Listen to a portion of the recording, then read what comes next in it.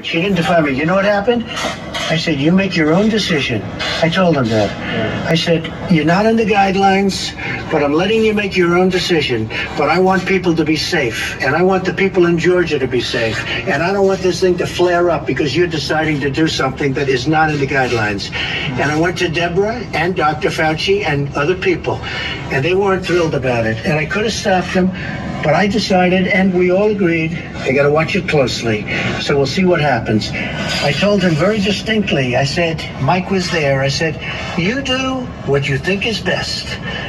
But if you ask me, am I happy about it? I'm not happy about it, and I'm not happy about Brian Kemp. Go ahead. A question for Dr. Birx, if I may, Mr. President, about the rate of the decline of the curve in the U.S. You and the Vice President tonight talking about meaningful progress, promising progress. Could you speak to the rate of decline of cases? If we could just quickly, that'd be great. And just if you're satisfied with the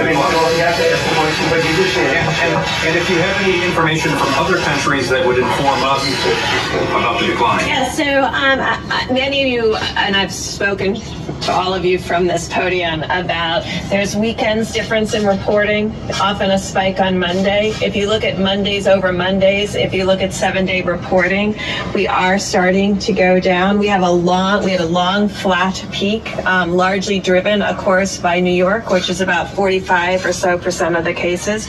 As New York goes down, so will the rest of the country have a decline, even more accelerated. I want to say, though, we have had outbreaks.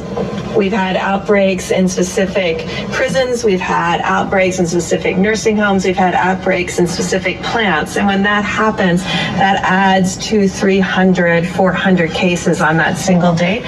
So we track very carefully not only what the country's doing, but what each state is doing, each county is doing. And we look at delta changes across all of the counties so that we find early warning signals for these types of outbreaks, because we want the whole country to go